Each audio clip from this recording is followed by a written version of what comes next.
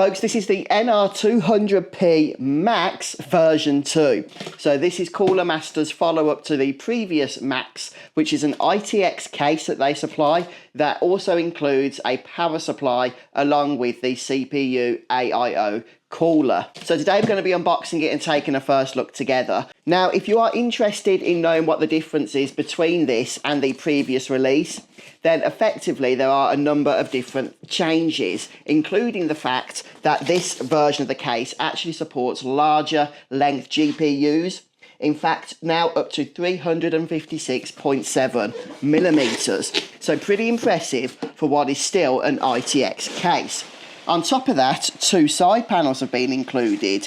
The tempered glass side panel, but also a side panel that is much more focused on the cooling side of things. So a mesh panel, which Cooler Master are also marketing as offering improved cooling over their previous mesh side panel. So that's interesting as well. So we've got the case here, and then in the box we have the tempered glass side panel. So we'll take a look at that in due course. We'll pop it away for the time being. And everything else is here. So let's move this out of the way.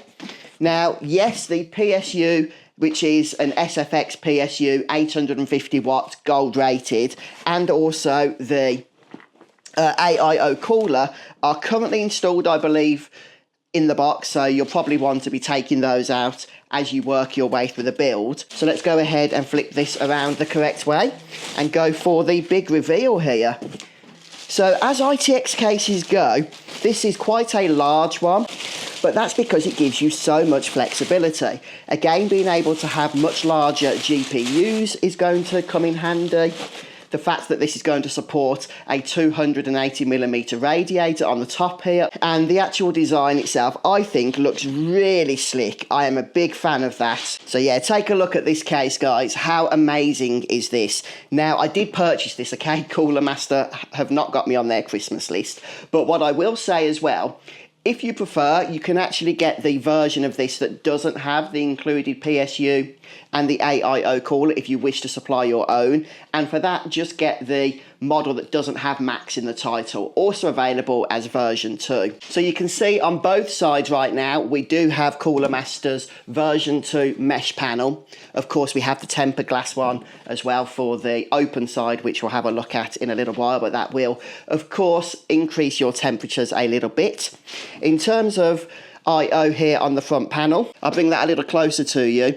On top of the audio jack and the power button, we have two USB type A ports, and they are 3.2 Gen 1, and we also have a USB type C port, which is 3.2 by 2, okay, so super fast port there. Removing the side panels, completely painless, no screws involved here.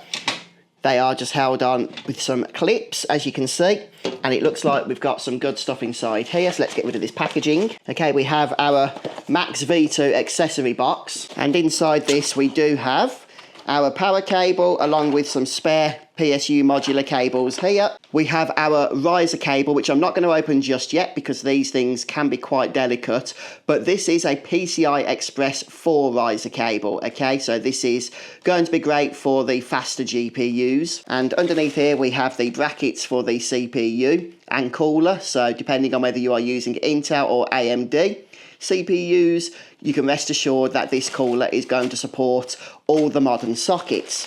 And then also we have the cable ties amongst with a bunch of other screws and bits as well.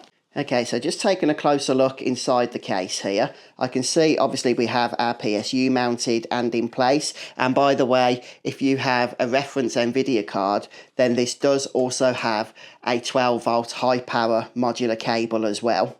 So no adapters needed there. And let's go ahead and remove some of the packaging foam, which is doing a great job at protecting everything here. That was really tightly packed in, but now that we've taken that out, we have a little bit more visibility here inside the case. So now let's go ahead and remove the second side panel. And of course, being an ITX case, being able to dismantle this as much as possible is really going to help out with our build. So we have dust filters all around this as well, by the way, including on the mesh panels. And we can take the front panel off too. So you can see we have full access here as well, and we do have space for a 2.5-inch drive just on the front here if you want to mount one just there. In total, you can actually mount two 2.5-inch drives, two 3.5-inch drives, or one of each. On the bottom, it is worth noting that you can have up to two 120mm fans, but you can only have one of those fans if you want to use a 3.5-inch drive down here, which also mounts in the same place. And if we just turn the case onto the side, the bottom can also be removed. However, there is just one screw that needs to be taken out before that can happen. There we go. So this is really going to allow you to put your hands all over the place, which if you've done an ITX build before, you'll know is super convenient, because otherwise the clearance in here as you're trying to work can be a complete nightmare. Now, I'm pretty sure we can take the rest apart too, including the top panel here so that we can access the coolers. Now, I was going to take the whole top off here. However, because of the way the cooler has its cables routed down the side, I'm going to have to really fiddle about to do that, and I'm hoping there's not going to be any need to, because of the fact the AIO cooler is already set up and installed. The point I wanted to show you is you can really take this case down bare bones so that you can build step by step as you need to.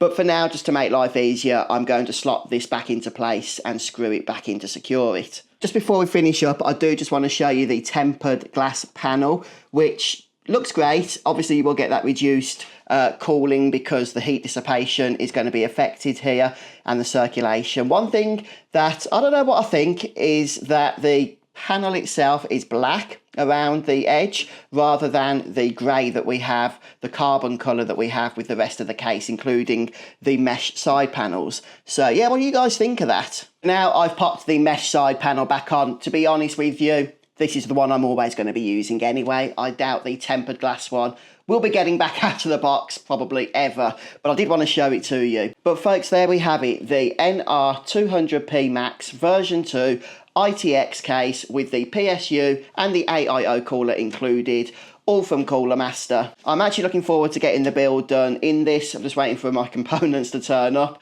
so once that's here I'll be putting the video out showing that process, and we'll see how easy it is to build in this thing. But features wise, this does seem to be packing a lot, hence the fact for an ITX case it is a little bigger than the other cases you could get. But folks, hopefully the video has been helpful to you. Thank you so much for checking it out, and I'll catch you next time.